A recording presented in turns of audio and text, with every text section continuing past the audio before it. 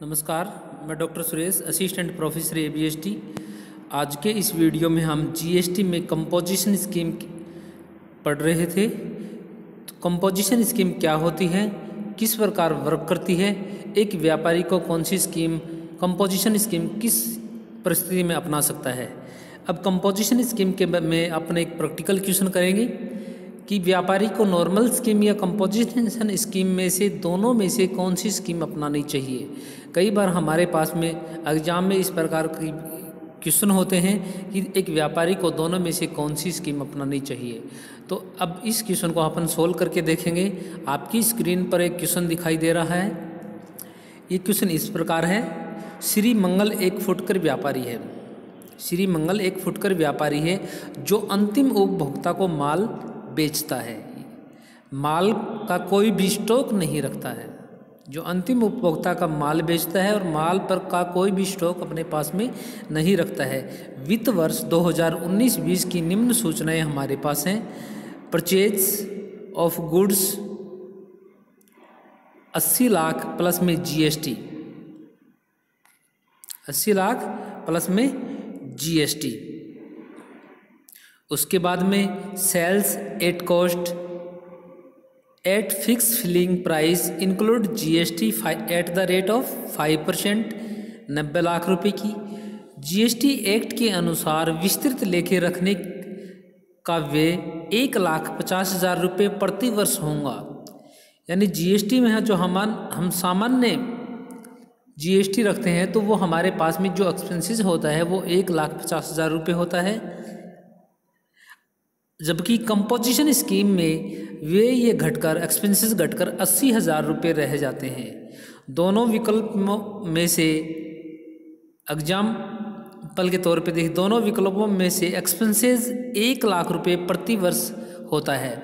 अगर हम composition scheme रखते हैं तब भी हमारे पास में 1 लाख एक्सपेंसेस होता है और नॉर्मल स्कीम रखते हैं तब भी हमारे पास में 1 लाख एक्सपेंसेस होता है। यानी कि 1 लाख हमारे लिए फिक्स एक्सपेंसेस हैं। विश्लेषण कीजिए कि क्या उसे कंपोजिशन स्कीम में आना चाहिए या कंपोजिशन स्कीम में नहीं आना चाहिए। कंपोजिशन स्कीम में आता है तो वहाँ पर टैक्स रेट 1% है। अब हम इस क्वेश्चन को सोल्व करेंगे। Cost of the good sold, cost of good sold हमारे पास में नॉर्मल स्कीम में 80 लाख और कंपोजिशन स्कीम में 84 लाख है। ऐड इसमें मेंटेनेंस कॉस्ट व्यापार के रखने की, देखिए ऊपर क्वेश्चन में बताया गया है GST एक्ट के अनुसार विस्तृत लेखे रखने का व्यय 1,50,000 रुपये है नॉर्मल स्कीम में। तो maintenance of goods normal scheme में 1,50,000 और कंपोजिशन स्कीम रखते हैं तो उसमें GST एक्सपेंसेस घटकर 80,000 रुपये रह जाता है। तो 80,000 ऐड कर दीजिए। ऐड नॉर्मल एक्सपेंसेस यानी फिक्स एक्सपेंसेस दोनों ही परिस्थिति में 1 लाख रुपये ही रहेगा। अगर हम नॉर्मल स्कीम में GST अकाउंट रखते हैं तब भी हमारे पास 1 लाख रहेगा। अगर हम कंपोजिशन स्कीम में GST अकाउंट रखते हैं तब भी हमारे पास 1 लाख रुपये होगा। इन सभी को ऐड कर दीजिए। ये टोटल आएगी total cost normal scheme GST में ये हमारे पास 82,50,000 रुपये, कंपोजिशन स्कीम में हमारे पास 85,80,000 रुपये हो जाती है। लेस रेगुलर टैक्स, जो अगर नॉर्मल स्कीम रखते हैं तो उसमें टैक्स क्या रहेगा हमारे पास, सेल्स 90 लाख रुपये, 90 लाख रुपये में इंक्लूड GST यानी GST शामिल है। तो GST शामिल है तो यानी तो देखिए हर चीज़ 100% को शो करती है। यहाँ पर GST इंक्लूड है तो 100 प्लस में 5 यानी 105। तो 90 लाख इंटू 5 अपॉन 105 क्यों किया है, क्योंकि यहाँ पर GST इंक्लूड है। तो इसको सोल्व करोगे तो ये हमारे पास क्वेश्चन आ गया। इसको सोल्व करोगे तो हमारे पास क्वेश्चन आ गया 4,28,571 रुपये आंसर आ गया। तो ये हम लिखेंगे।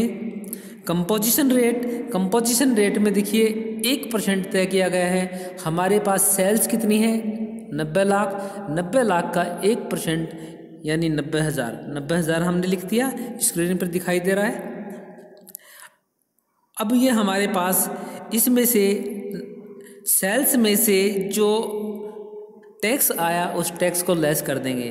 तो देखिए पहली सिचुएशन नॉर्मल स्कीम में जीएसटी है, तो 90 लाख माइनस में 4,28,571 रुपये, और दूसरी स्कीम में 90 लाख माइनस में 90,000। तो ये हमारे पास इस प्रकार आएगा नेट सेल्स। ये क्या होगी? Net sales. नेट सेल्स क्या हुआ? 85,71,429 रुपये। ये हमारे पास नॉर्मल स्कीम में जीएसटी में है, और कंपोजिशन स्कीम में 89,10,000 रुपये हमारे पास net sale tax net sales less. इसमें टोटल कॉस्ट लेस कर दीजिए। टोटल कॉस्ट जो अपन ऊपर कैलकुलेट कर चुके हैं, तो यहाँ पर ऊपर कितनी है? नॉर्मल स्कीम में 82,50,000, तो 82,50,000 लेस कर दीजिए। किस में से? नेट सेल्स में है। नेट सेल्स कितनी है? 85,71,429 रुपये। इसको लेस करोगे तो हमारे पास प्रॉफिट आ गया 3,21,429 रुपये। उसके बाद कंपोजिशन स्कीम में नेट सेल कितनी है? 89,10,000। इसमें से लेस कर दीजिए, टोटल कॉस्ट लेस कर दीजिए 85,80,000। तो 85,80,000 इसमें से लेस करते हैं तो हमारे पास आ गया 3,30,000। तो 3,30,000 हमारे लिए क्या है? प्रॉफिट है। तो ये इस प्रकार अपने क्वेश्चन सोल्व कर चुके हैं। यहाँ पर ये क्वेश्चन नॉर्मल जीएसटी रेट या कंपोजिशन रेट में कंपैरिजन स्टडी थी, यानी कंपैरिजन हम अगर क्वेश्चन सॉल्व करते हैं तो किस प्रकार बेनिफिट रहता है। तो यहाँ पर हम कहेंगे कि इस व्यापारी को कंपोजिशन स्कीम के अंतर्गत जीएसटी के खाते रखना या जीएसटी में टैक्स भरना अधिक फ़ायदेमंद है, क्योंकि कंपोजिशन स्कीम में जो प्रॉफिट होता है वो 3,30,000 रुपये का होता है, और नॉर्मल स्कीम में जो प्रॉफिट होता है वो 3,21,429 रुपये का होता है। तो हम व्यापारी को सजेस्ट करेंगे कि व्यापारी को कंपोजिशन स्कीम के तहत अपने व्यवसाय के खाते रखने चाहिए, जिससे उसका प्रॉफिट अधिक आए। ये आपका एक प्रैक्टिकल क्वेश्चन था। इसी प्रैक्टिकल क्वेश्चन के अकॉर्डिंग आगे हम और प्रैक्टिकल क्वेश्चन करेंगे, तो आप लोग इसी अकॉर्डिंग क्वेश्चन सोल्व कीजिए। मैं आपको आज कुछ प्रैक्टिकल क्वेश्चन भेज रहा हूँ, आप उनको सोल्व करके मेरे व्हाट्सएप नंबर पे मेरे को भेज दीजिए, या पीडीएफ बनाकर मेरे ईमेल पे भेज दीजिए। ईमेल का पता सभी को पता है, तो आप लोग ध्यान दीजिए।